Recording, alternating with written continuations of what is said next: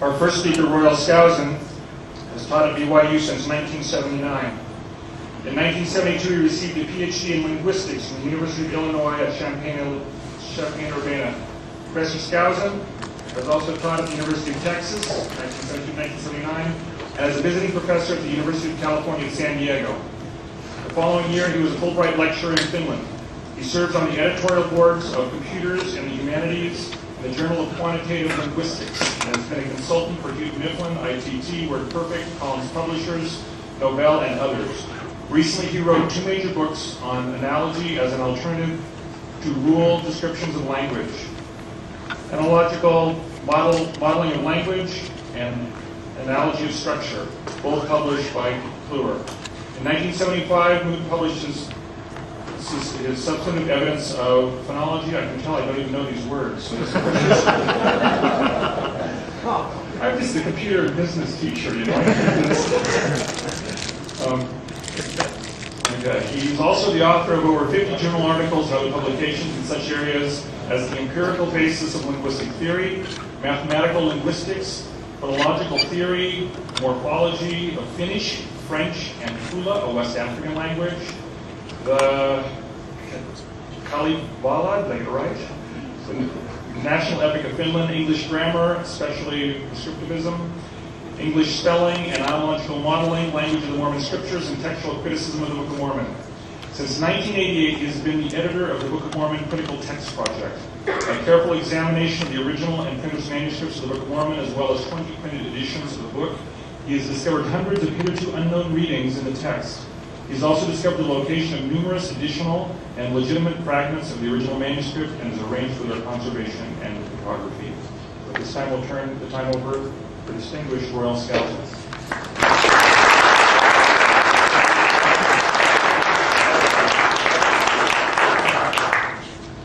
I want to do several things today. I'm first going to describe the Critical Text Project, some of its major findings.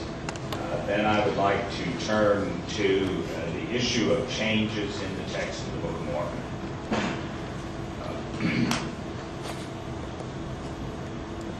Critical texts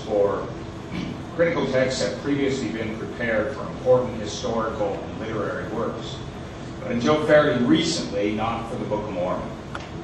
The first critical text of the Book of Mormon was published by the Foundation for Ancient Research and Mormon Studies, or FARMS, in 1984-86. That first version, although preliminary, helped to establish criteria for the current project, especially the need for direct access to the original and printer's manuscripts, as well as the clearest photographs of those manuscripts. A critical text shows all the substantive changes that a written work has undergone, from its original version to its present editions. The word critical is derived from the Greek word krites, meaning judge. When referring to a critical text, the term means that notes accompany the text so that the reader can see how the work has changed over time, and thus judge between alternative readings. There are 2 main goals for a critical text of the Book of Mormon. The first is to determine, to the extent possible, the original English language text of the book. That is, the text that Joseph Smith received by means of the interpreters in the seer stone.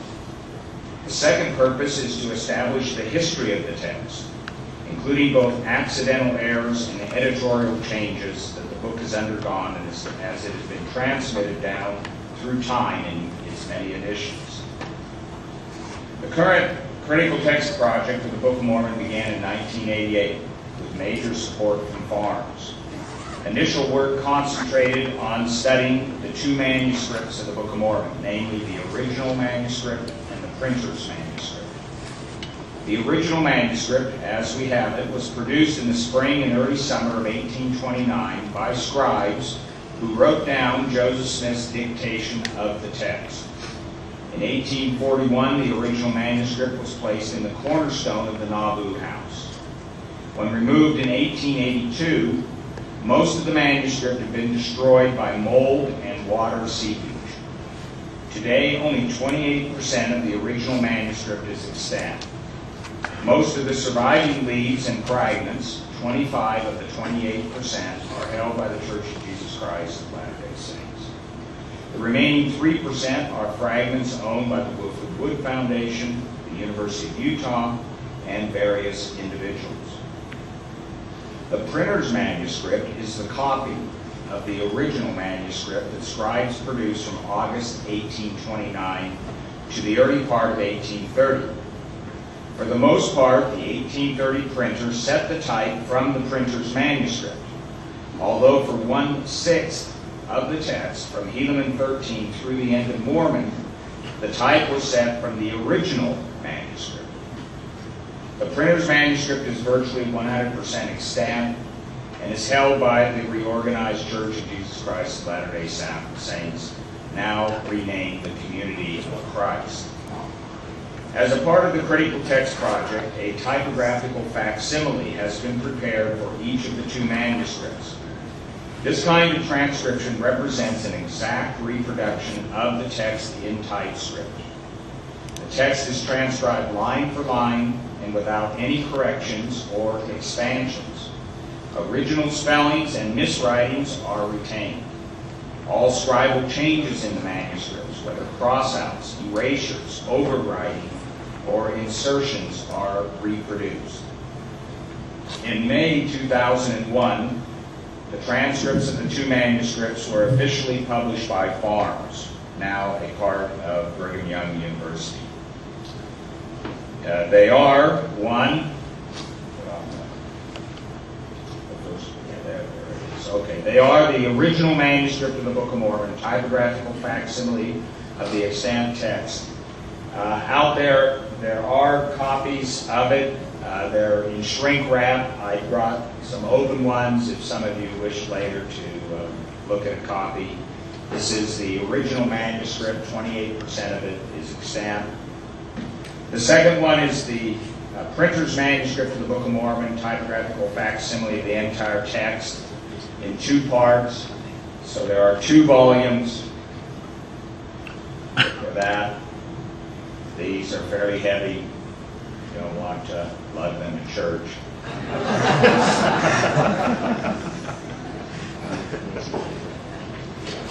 Both volumes contain introductions which present a brief history of the manuscripts, the symbols used in the transcription system, and a physical description of the manuscripts. These 2 volumes present the earliest textual sources for the Book of Mormon. All known fragments of the original manuscript have been identified, interpreted, and pieced together to the extent possible. A continuously running text for the extant portions has been provided with conjectured text placed sublinearly or below the line. The transcript of the original manuscript includes numerous fragments from the Wilford Wood collection. These fragments from 58 pages of the original manuscript were discovered in 1991 and were conserved and photographed for the Critical Text Project.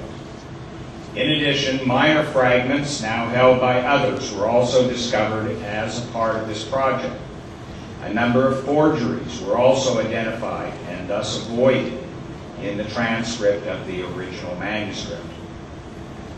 With the publication of these 2 volumes, all the legitimate manuscript sources for the Book of Mormon text are now accessible.